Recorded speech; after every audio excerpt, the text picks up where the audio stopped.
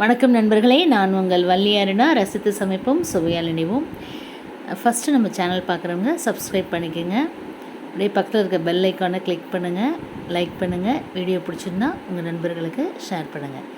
இன்றைக்கி என்ன டிஷ் பார்க்க போகிறோம் அப்படின்னா, ஒரு சூப்பரான ரெசிபிங்க. சேமியா வச்சு ஒரு பாயாசம் மாதிரி, அதே 2 in 1 ஒரு டிசர்ட்டாகவும் யூஸ் பண்ணுற மாதிரி எப்படின்னு பார்க்கலாம் வாங்க. இப்போ ஒரு பாத்திரம் வச்சு அதில் 1 டம்ளர் அளவுக்கு தண்ணி விட்டுருக்கேன்.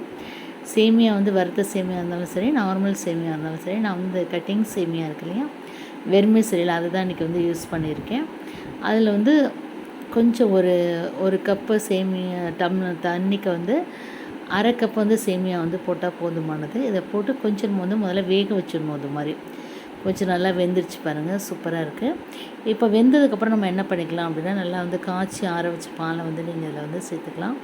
இல்லை காய்ச்சி அப்படியே சூடாக இருந்தால் கூட ஒன்றும் பிரச்சனை இல்லை. பாலை நம்ம அப்படியே சேர்த்துக்கிறோம். நல்லா திக்காக தண்ணி கொஞ்சம் அது வேகிறதுக்கு மட்டும் தான் தண்ணி. நம்ம ஃபுல்லாக மில்க்லேயே தான் பண்ணுறோம். மில்க்மெய்டு வேறு ஆட் பண்ண போகிறோம். அதனால் அது சூப்பராக இருக்கும். இப்போ பாருங்கள், இப்போ நல்லா கொஞ்சம் இதுலேயே நல்லா பால் ஊற்றி நல்லா மிக்ஸ் ஆகி கொஞ்சம் வந்ததுக்கப்புறம் சுகர் 1 கப் அளவுக்கு நான் அங்கே சுகர் சேர்த்துருக்கேன். நீங்கள் நாட்டு சக்கரை கூட யூஸ் பண்ணிக்கலாம், இல்லை வெல்லம் கூட ஆட் பண்ணிக்கலாம். சுகர் போதுமானது, ஏன்னா நம்ம மில்க்மெய்ட் சேர்க்கனால அதில் நல்லா ஸ்வீட் இருக்கும். இப்போ நல்லா கொஞ்சம் ஓரளவு ரெடி ஆகிடுச்சு. நீங்கள் வேணும் அப்படின்னா இன்னும் முந்திரி, உலர் திராட்சை அதெல்லாம் நெய்யில் வறுத்து போட்டுக்கலாம். நான் நீங்கள் ஃப்ரூட்ஸ் எல்லாம் போடுறதுனால அதெல்லாம் நான் ஆட் பண்ணலை. இப்போ மில்க்மெய்டு ஆட் பண்ணுறேன். என் பையன் நான் தான் போடுவேன் அப்படின்னு சொல்லிட்டு கொஞ்சம் கொஞ்சமாக போட்டுறோம். இந்த மில்க்மெய்டு போட்டோன்னு பார்த்திங்கன்னா அதோட கலரே சூப்பராக இருக்கும். ஒரு மாதிரி நல்லா டேஸ்ட்டு செம்மையாக இருக்கும். ட்ரை பண்ணி பாருங்கள். கொஞ்சம் கொஞ்சமாக ஒரு 2-3 ஸ்பூன் ஆட் பண்ணியிருக்கோம். நல்லா ஸ்வீட் கொடுக்கும், டேஸ்ட்டும் சூப்பராக இருக்கும். ஒரே ஒரு ஏலக்காய் மட்டும் நான் அதை ஆட் பண்ணியிருக்கேன்.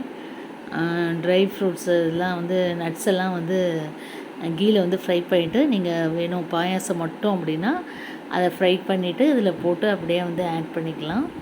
ஆட் பண்ணிவிட்டு அப்படியே ஹாட்டாகவே நம்ம சர்வ் பண்ணிக்கலாம். இது பார்த்திங்கன்னா கலர் லைட்டாக சேஞ்ச் ஆகும் பாருங்கள். இந்தளவுக்கு மில்க்மெய்ட் போட்டதுனால சூப்பராக ஆகிடுச்சு. இது ஒரு ஏலக்காய் போட்டிருக்கேன். இதை அப்படியே நம்ம சர்வ் பண்ணிடலாம். இது என்ன அப்படின்னு பார்த்திங்கன்னா நல்லா ஹாட்டாக இருக்கும், சூப்பராக இருக்கும் பாயாசமாக. இதை அப்படியே யூஸ் பண்ணிக்கலாம்.